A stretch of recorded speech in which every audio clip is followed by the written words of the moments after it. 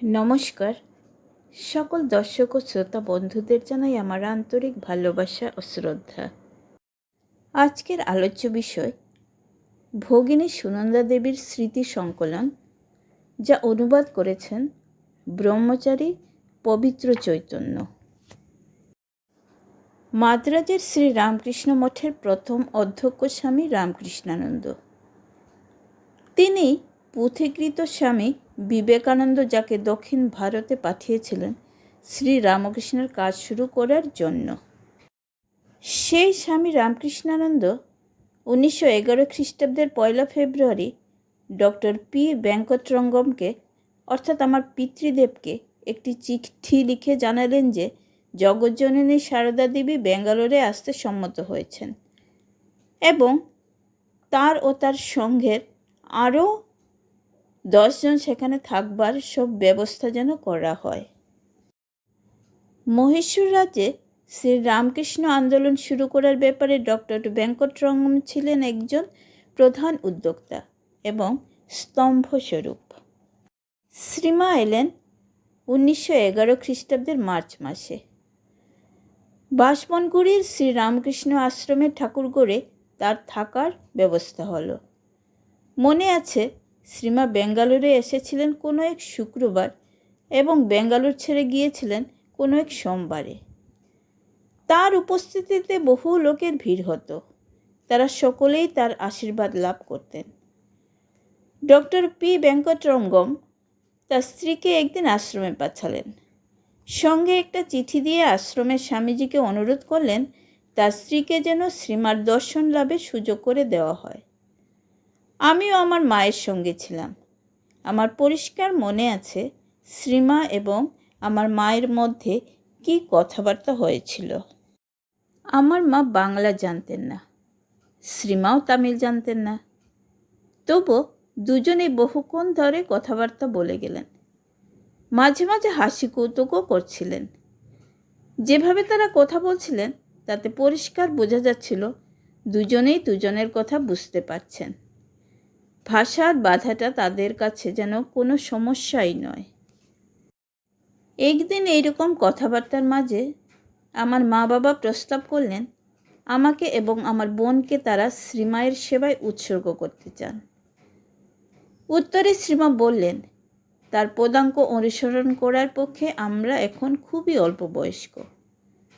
আমরা যখন বড় হব তখন যেন তার কাছে আসি। আমার তখন মাত্র 13-14 বছর বয়স। শ্রী মায়ের কাজে, অর্থাৎ সন্ন্যাসিনীর জীবন বরণ করবার জন্য, নিজেদের উৎসর্গ করবার জন্য আমি এবং আমার মেজ বোন কলকাতা যাত্রা করতে পেরেছিলাম 1917 খ্রিস্টাব্দের 13ই অক্টোবর। সঙ্গে ছিলেন আমার মাস্তুতো বোন এবং স্বর্গত এম রাজাগোপাল নাইডু। কলকাতায় পৌঁছে অবশ্য হতাশ হতে হলো। শুনলাম শ্রীমা স্থান পরিবর্তনের জন্য জয়রামবাটি গেছেন। মনে সত্যিই একটা ধাক্কা খেলাম। এই প্রসঙ্গে একটি দূর প্রদেশে নতুন পরিবেশে আমাদের প্রথম কিভাবে অভিজ্ঞতা হয়েছিল তা বর্ণনা করা অসঙ্গত হবে না। আমরা সেখানকার ভাষা জানতাম না। রেল স্টেশন থেকে সোজা উদ্বোধনে পৌঁছেছিলাম। তখন বিকালবেলা। প্রথমেই যার সঙ্গে দেখা হলো তিনি হলেন স্বামী শারদানন্দ। আমরা যতদিন কলকাতায় ছিলাম তিনিই ছিলেন আমাদের অভিভাবক। কলকাতায় থাকবার দ্বিতীয় দিন আমরা বেলুড় মঠ গেলাম। যখন বেলুড় মঠ দর্শন করতে গিয়েছিলাম স্বামী ব্রহ্মানন্দ মঠে ছিলেন না। আমরা স্বামী শিবানন্দের সঙ্গে দেখা করলাম। তিনি আমাদের নতুন জীবনে প্রবেশের জন্য অনেক উপদেশ ও উৎসাহ দিলেন। এখানে উল্লেখ করা যেতে পারে আমরা ইংরেজি ছাড়া আর কোনো ভাষায় কথাবার্তা বলতে পারতাম না।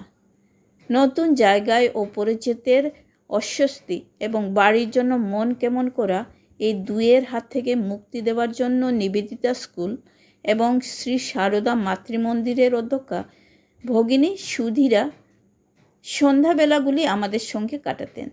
তিনি ইংরেজি জানতেন, আমাদের খুব উৎসাহ দিতেন।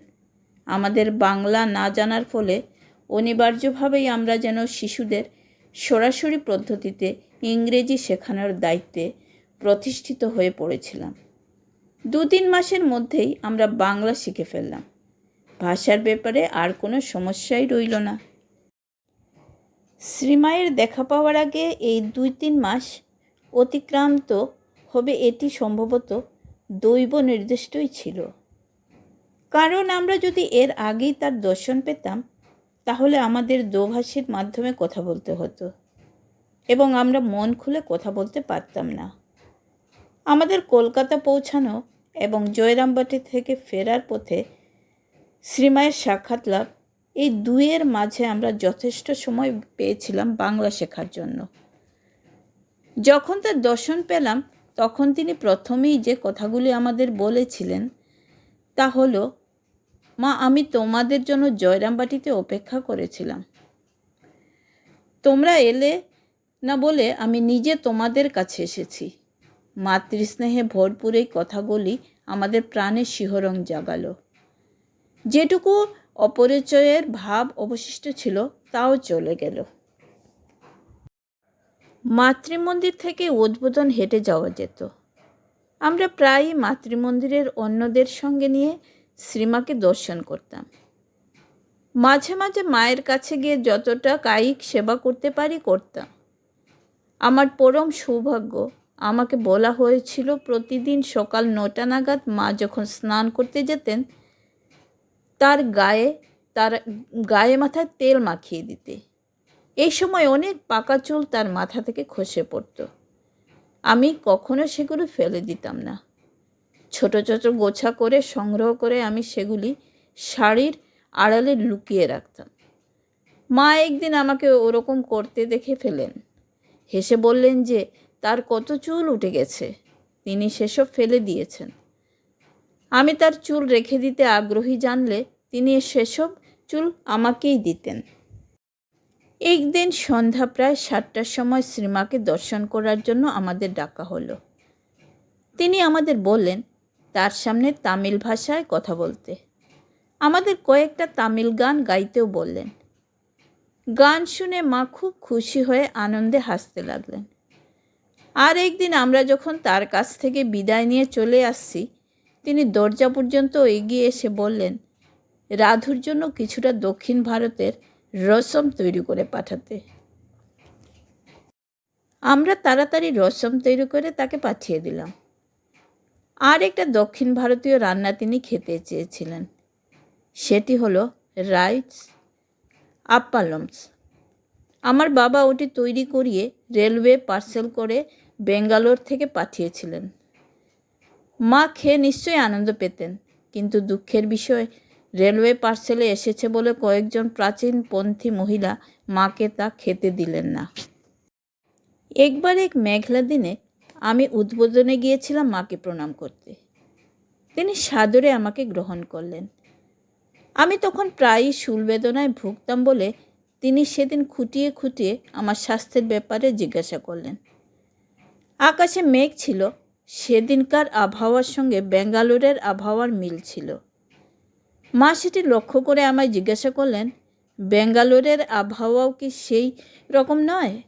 তারপরে বললেন, বেঙ্গালোর তার খুব ভালো লেগেছিল। সেখানকার লোকের প্রশংসা করে মা বললেন তাদের খুব ভক্তি।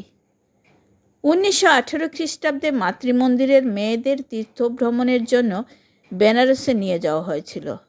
সেখানে গিয়ে আমি শূল বেদনায় ভুগছিলাম।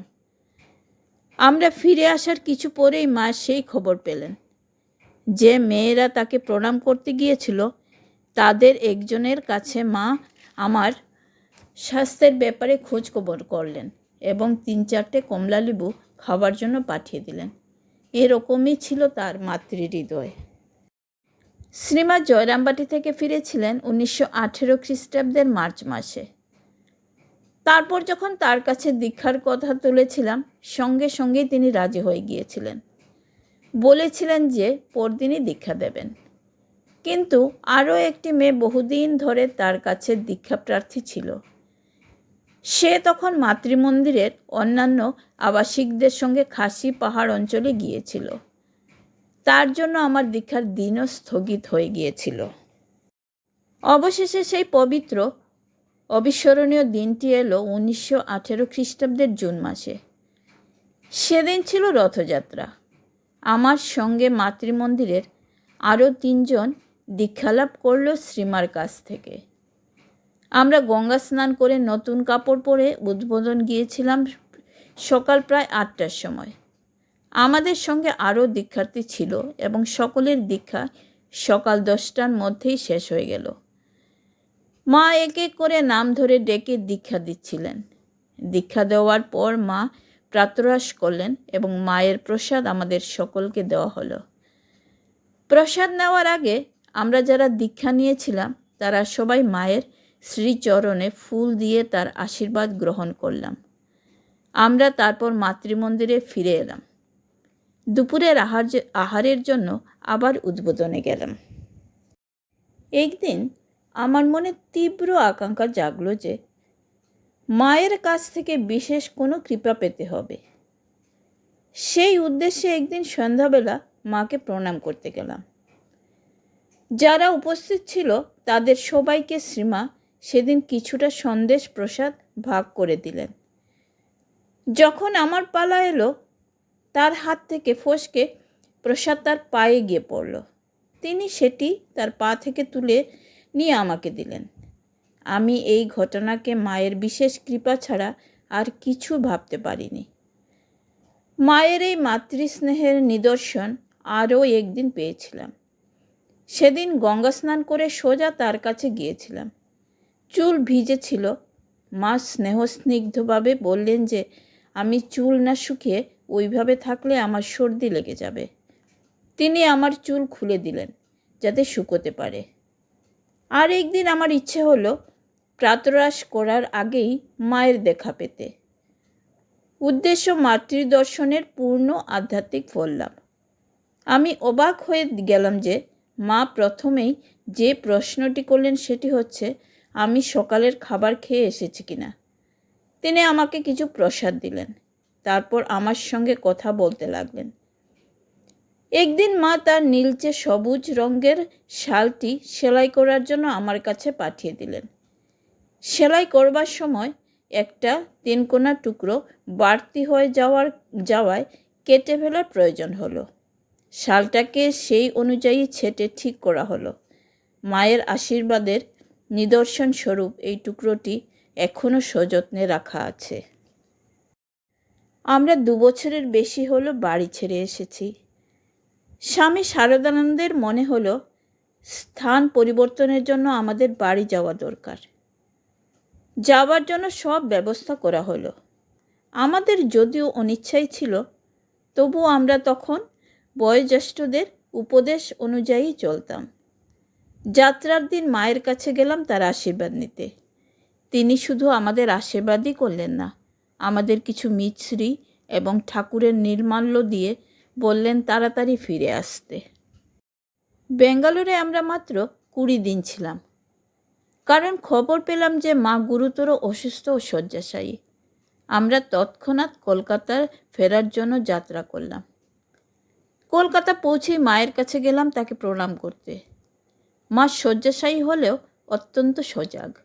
আমাদের ওখানকার সকলের খোঁজ খবর করলেন তিনি। মায়ের স্বাস্থ্য দিনের পর দিন ভেঙে পড়তে শুরু করলো এবং তাকে সব সময় দেখাশোনা করার জন্য একজন সেবিকার প্রয়োজন হলো। প্রব্রাজিকা ভারতীপ্রাণা সরলা দেবী মায়ের সেবা শুশ্রূষার ভার গ্রহণ করলেন। ইনি বিশেষ যত্ন সহকারে ধাত্রীবিদ্যা শিখেছিলেন। মাতৃমন্দিরে আমাদের সঙ্গে একই ঘরে থাকতেন ইনি। মাতৃমন্দিরের মেয়েদের পালা করে মায়ের কাছে রাত্রি জাগার জন্য এবং তার সেবা করার জন্য নিয়োগ করা হলো। আমার সময় ছিল রাত 2টো থেকে ভোর 4টে। সেবার জন্য যাকে পাঠানো হতো মা তার নাম জিজ্ঞাসা করতেন।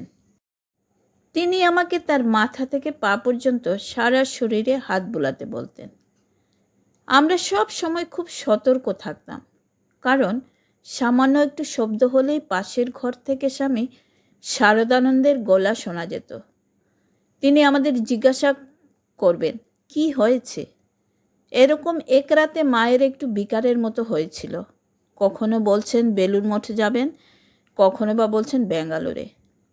আমি তাকে সান্ত্বনা দিয়ে বললাম, সেরে উঠুন, তারপর ওই সব জায়গায় যাবেন। এই শুনে তিনি শান্ত হয়ে গেলেন। মা মশারির মধ্যে শুয়ে থাকতেন বলে আমি মশারির ভেতরে ঢুকে মায়ের সেবা করতাম। বহুবার আমাকে তিনি বলেছেন তারই সঙ্গে মাদুরে শুয়ে পড়তে। যখন তিনি খুব অসুস্থ হয়ে পড়লেন তখন তাকে খাট থেকে মেঝেতে মাদুরে স্থানান্তরিত করা হয়েছিল। যদিও এটা একটা মহাসুযোগ ছিল, তবুও সব সময়ই আমি ইতস্তত করতাম এবং মনে মনে খুব ভয় পেয়ে যেতাম। আমার সৌভাগ্য যে প্রব্রাজিকা ভারতী প্রাণার সঙ্গে একই ঘরে থাকতে পেয়েছিলাম। মায়ের সেবা ও শুশ্রূষা করতেন বলে তিনি মায়ের নৌকাটার সুযোগ পেতেন তার হাত, গা, পা টিপে দেওয়ারও। এই নৌকাটা এবং গা, হাত, পা টিপে দেওয়ার সুবাদে তিনি মায়ের নখ, চুল ইত্যাদি সংগ্রহ করে রেখে দিতেন। ভারতী প্রাণার সংগ্রহে মায়ের যে নখ, চুল ইত্যাদি ছিল সেগুলি তিনি যখনই আমি অনুরোধ করেছি তৎক্ষণাৎ আমায় দিয়ে দিয়েছেন। সেই পবিত্র স্মারক বস্তুগুলি বর্তমানে বেঙ্গালুরের মাতৃমন্দিরও পূজিত হয়। মায়ের সেবা শুশ্রূষা করার সময় একবার তার পুরনো একটা শাড়ি ব্যান্ডেজ তৈরি করার জন্য ছিঁড়তে হয়। শাড়িটা ছিঁড়ে টুকরো করতে বলা হয়েছিল আমাকে। শেষে পাড়সহ এক ফালি কাপড় শুধু অবশিষ্ট ছিল।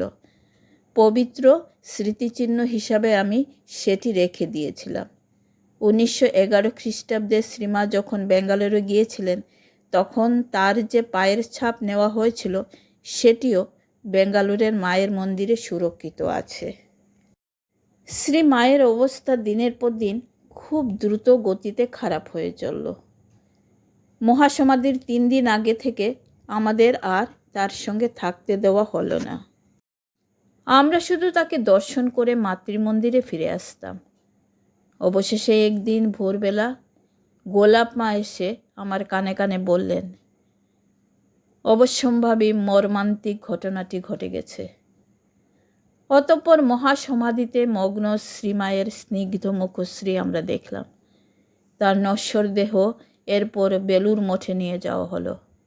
আমরাও বেলুর মঠে রওনা হলাম। মাকে স্নান করাবার ভার আমাদের দেওয়া হলো।